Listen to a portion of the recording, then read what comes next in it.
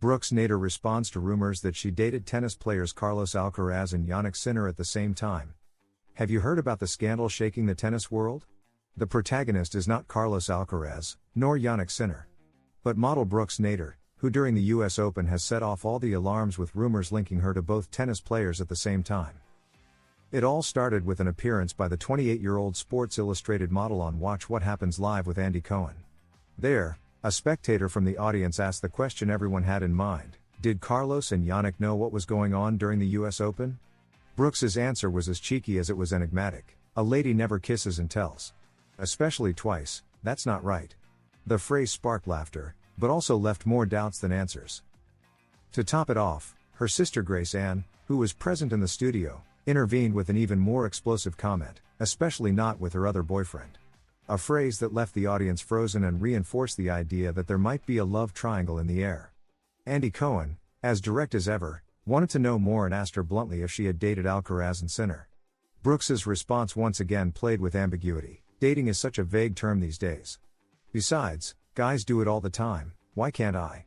The audience gave a standing ovation, and the controversy skyrocketed.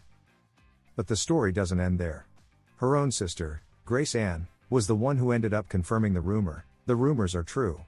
Yes, she is dating Carlos Alcaraz. He's the man of the moment. She even confessed that she was dying to meet the Mercian, whom she called very cute. During the US Open, Brooks was spotted at Alcaraz's match against Arthur Rinderknecht alongside host Stephen Colbert and his wife, fueling even more speculation.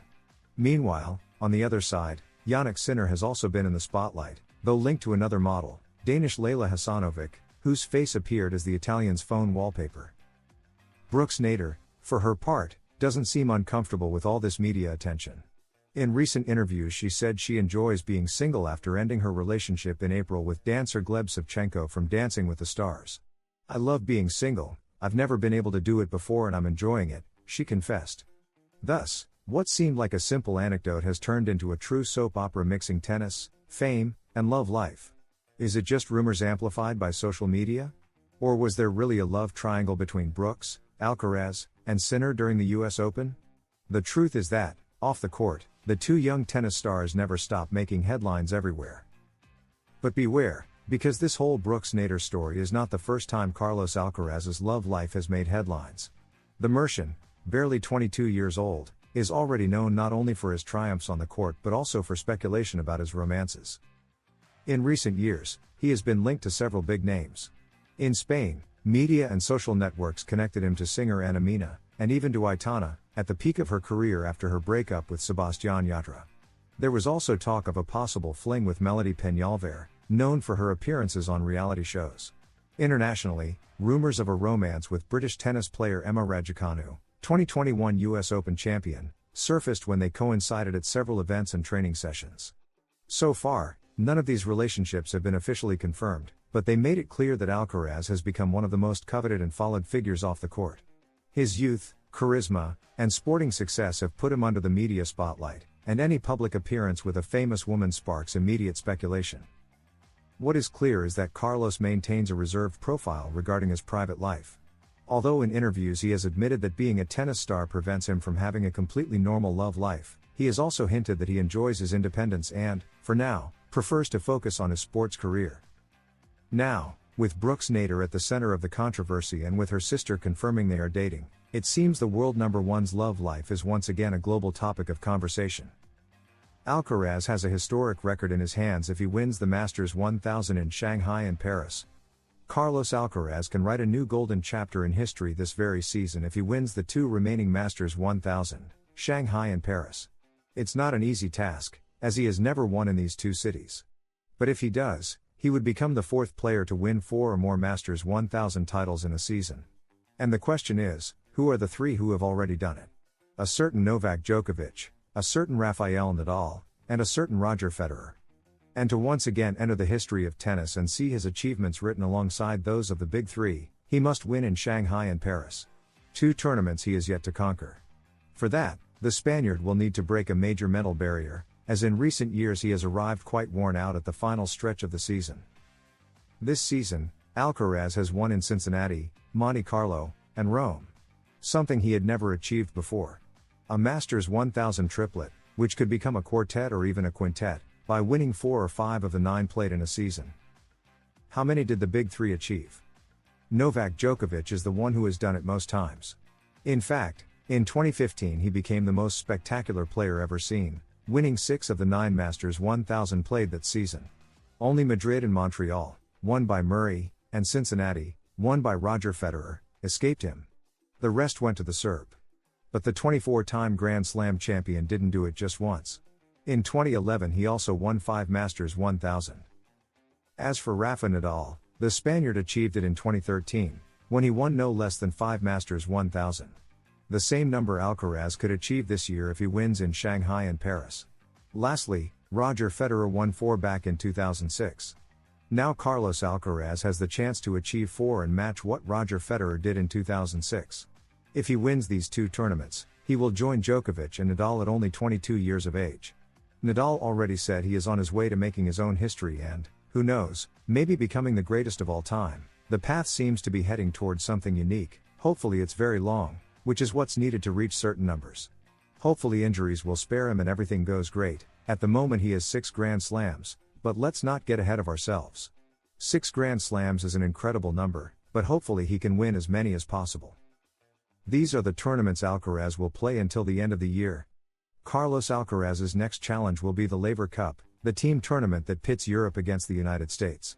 The event will take place in San Francisco, between September 19th and 21st, and will mark the Merchant's return after his break.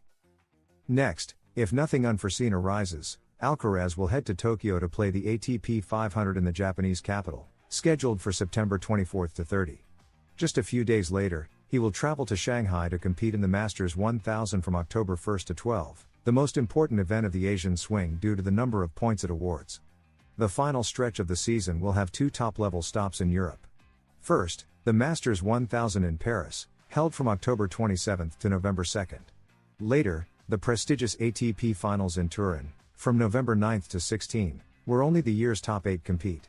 With this packed schedule, Alcaraz will look to defend the points he earned in 2024 and, above all, to gather enough to prevent Jannik Sinner from once again taking the number 1 spot in the world rankings. Serious complication for Alcaraz in the Laver Cup. Carlos Alcaraz faces the Laver Cup this week, where the European team will have a last-minute rival that greatly improves the options of the weekend rest of the world squad. Carlos Alcaraz will face this weekend in San Francisco a challenge that is not official but has already become a fixture in his late-season calendar, the Laver Cup. This event, which pits Team Europe against Team World, has in its short history witnessed unforgettable moments, such as Roger Federer's retirement in that London edition where he bid farewell in tears holding Rafa Nadal's hand. However, over time it has lost some weight and is no longer the war of 2 worlds it once was. Still, it boasts a luxury lineup and the world number 1 is the main attraction. Already in 2024, Alcaraz took the event by storm and gave victory to Team Europe with a show, and this time he will try to repeat it.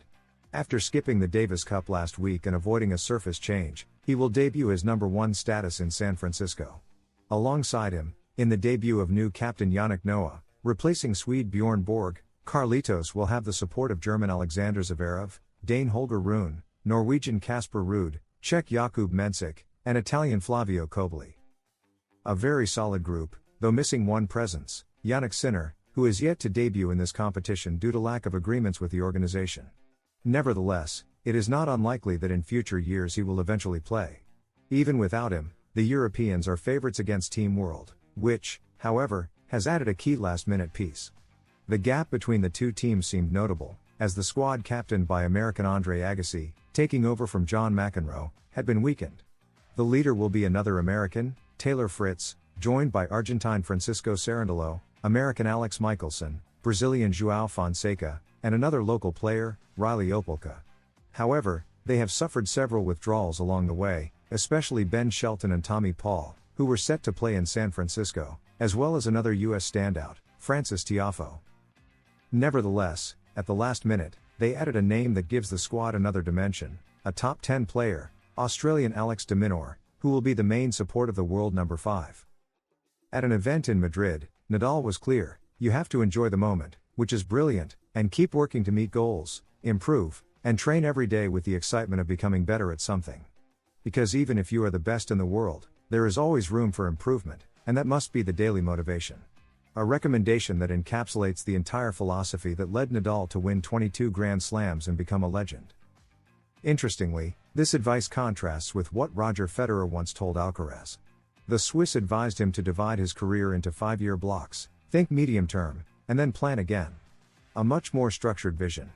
However, Rafa sees it differently. 5 years are not short term, they are a lot in tennis, because at any moment everything can change drastically. The important thing is to enjoy the day-to-day and have short, medium, and long-term goals.